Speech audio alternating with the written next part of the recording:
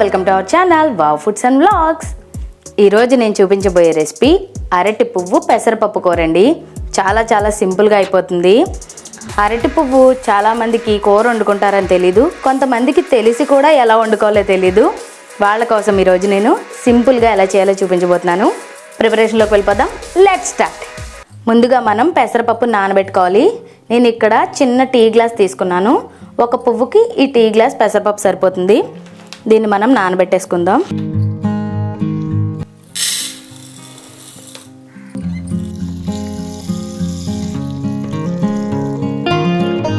ఇది నానేలోపు మనం అరటి పువ్వు ఒలిచేసుకుందాం.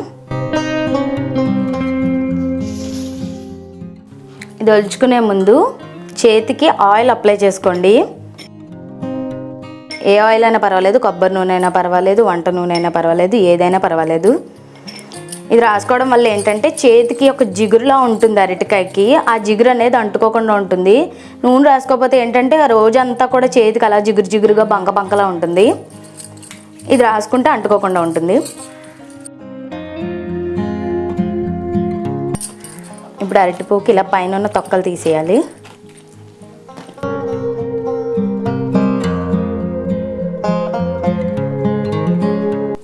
చూసారుగా, వీటన్నిటిని ఇలా దగ్గరగా పట్టుకుని ఒక్కసారి ఇలా ప్రెస్ చేయండి గట్టిగా. చూసారా, ఇలా విడాయి, మొత్తం అన్నీ విడిపోయాయి. ఇప్పుడు ఒక్కొక్కటి తీసి దీంట్లో ఉన్న ఇలా ఈ రెండు ఇవి దంగాడు పిల్లేడు అంటారు.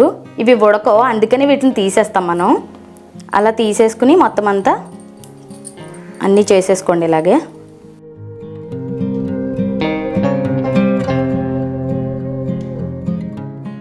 కొంచెం టైం పడుతుంది, అందుకనే రేపు కూర వండుకుంటారు అంటే ముందు రోజే ఇవన్నీ శుభ్రం చేసేసుకుని పెట్టుకోండి. అప్పుడు మీకు ఈజీగా అయిపోతుంది.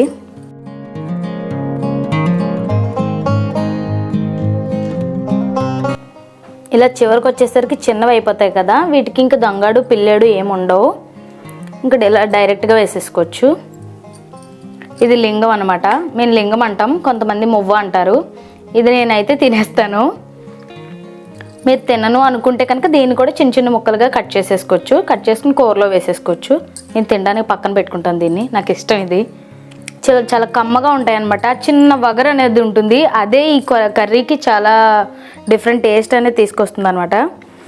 ఇప్పుడు వీటిని మనం మీ ఇంట్లో రుబ్బు రోలు ఉంటే కనుక దాంట్లో దంచుకోండి, లేకపోతే చిన్న అమాందస్తాల్లో ఉంటాయి కదా, అదే అల్లం వెల్లుల్లి నూరుకునేది, దాంట్లో అయినా సరే వేస్ట్ చేసుకోండి, లేదా స్లైసర్లో వేస్ట్ చేసుకోండి. మిక్సీ మాత్రం చేయకండి. మిక్సీ చేస్తే ఏమవుతుందంటే మెత్తగా అయిపోతుంది. మిక్సీ చేయకండి. లేకపోతే ఇలాగా చిన్న ముక్కలుగా కట్ చేసేస్తాను. ఏమీ లేదు అనుకుంటే ఇలా శుభ్రంగా కట్ చేసేసుకోండి చిన్నగా. ఇప్పుడు ఇలా ఉందా, ఇలా అన్నీ లైన్గా పెట్టేసుకుని, నా దగ్గర రోల్ ఉంది దంచుకోవచ్చు. మీకు అసలు ఇలా కట్ చేస్తే బాగా వస్తుందా అని కొంతమందికి డౌట్ ఉంటుంది కదా, దాని గురించి నేను కట్ చేసి చూపిస్తున్నాను అనమాట. ఇలా సన్నగా కట్ చేసేసుకోండి, పనస పొట్టులో ఉంటుంది. నేను ముందు రోజే ఒలిచేసి పెట్టేసుకోమన్నాను కదా, అప్పుడు ఇలా కట్ చేసి మాత్రం పెట్టుకోకండి. కట్ చేస్తే మాత్రం నలుపు వచ్చేస్తుంది. ఒలిచి మాత్రం పెట్టుకోండి. ఇది అప్పటికప్పుడే కట్ చేసుకోవాలి. దీన్ని ఇలా ఒక చిల్లుల బేసిన్లో వేసుకోండి, కడుక్కోవడానికి సులువుగా ఉంటుంది.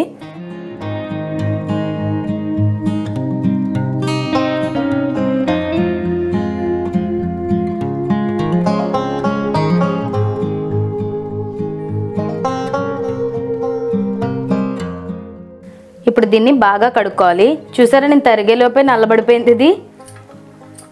అందుకనే ముందు రోజు తరిగి పెట్టుకోకండి, అప్పటికప్పుడు తరుక్కోవాలి. దీన్ని బాగా కడుక్కోవాలి. ఇలా గట్టిగా ఇలా నలుపుతూ కడుక్కోవాలన్నమాట. ఇలా 5-6 సార్లైనా కడుక్కోండి, అప్పుడే కొంచెం తెల్లబడుతుంది అనమాట. వాటర్ కొద్దిగా తెల్లగా వచ్చే వరకు కడుక్కోండి. తెల్లగా అంటే మరీ అంత పాల తెల్లలాగా ఏమి వచ్చాయో, కొద్దిగా ముందు వచ్చేదానికంటే కూడా కొంచెం తెల్లబడతాయి వాటరు, అలా వచ్చేదాకా కడుక్కోండి.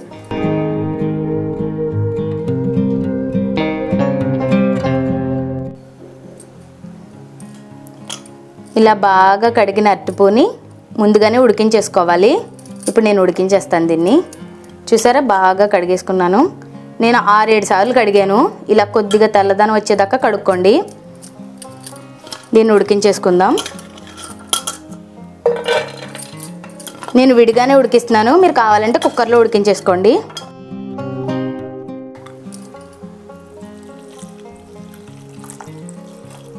ఇలా మునిగే వరకు నీళ్ళు పోసుకోండి. ఇప్పుడు దీంట్లో 1/2 స్పూన్ పసుపు వేసి ఉడికించుకోండి, అప్పుడు కొంచెం నల్లబడకుండా ఉంటాయి.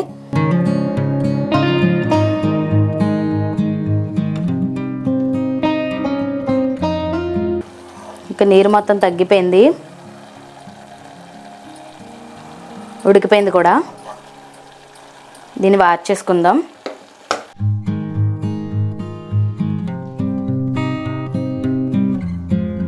ఇప్పుడు మనం దేంట్లో అయితే ఉడకబెట్టుకున్నామో దాంట్లోనే నేను పోపు వేసేసుకుంటున్నాను.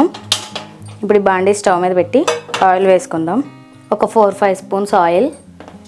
ఈ ఆయిల్ కొద్దిగా వేడెక్కాక 1 స్పూన్ మినప్పప్పు, 1/2 స్పూన్ ఆవాలు, 1/2 స్పూన్ జీలకర్ర. దీనికి శనగపప్పు అవసరం లేదండి. ఇవి కొద్దిగా కలర్ మారే కదా, దీనికి ఎండుమిర్చి వేసుకోవాలి. అలాగే కొద్దిగా ఇంగువ, కరివేపాకు, పచ్చిమిర్చి. ఇప్పుడు దీంట్లో మనం ఇందాక నానబెట్టుకున్న పెసరపప్పుని 2-3 సార్లు కడిగేసి నీళ్ళన్నీ తీసేసుకోండి. ఇప్పుడు దీన్ని దీంట్లో వేసేసుకుందాం.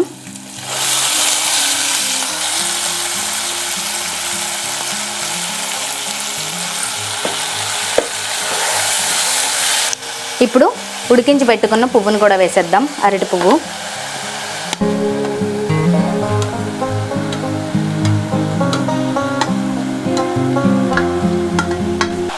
పెసరపప్పు ఉడకడానికి పెద్ద టైం ఏం తీసుకోదు కాబట్టి ఆ ఉడికించిన పువ్వులోనే ఉన్న వాటరు, ఈ పెసరపప్పు నానబెట్టిన వాటరు సరిపోతుంది. ఇప్పుడు దానికి ఉప్పు వేసి మూత పెట్టేద్దాం, అప్పుడు బాగా మగ్గిపోతుంది.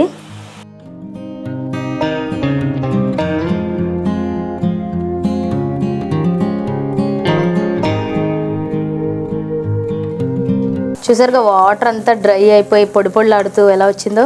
అగో పెసరపప్పు కూడా ఉడికిపోయింది. పెసరపప్పు మనం ఆల్రెడీ నానబెట్టాం కాబట్టి అందులోనూ పెసరపప్పు ఎక్కువ టైం తీసుకోదు ఉడకడానికి, సో అందుకని చాలా తొందరగా ఉడికిపోయింది. దీన్ని స్టవ్ ఆఫ్ చేసేసి ఎలా ఉందో టేస్ట్ చేసేద్దాం ముందు.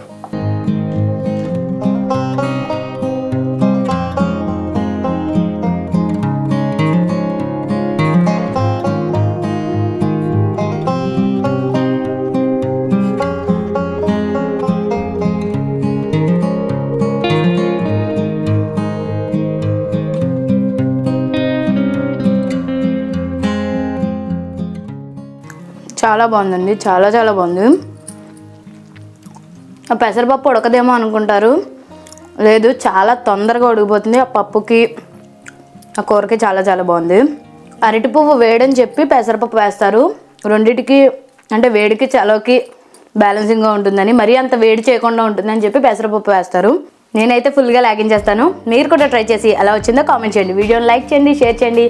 మా ఛానల్ని ఫస్ట్ టైం చూస్తున్నట్లయితే సబ్స్క్రైబ్ చేసి పక్కనున్న బెల్ని ఆల్లో పెట్టుకోండి, అప్పుడు మేము వీడియో పెట్టిన వెంటనే నోటిఫికేషన్ వచ్చేస్తుంది. రేపు ఇంకొక రెసిపీతో కలుస్తాను. Thanks for watching. This is Aparna signing off.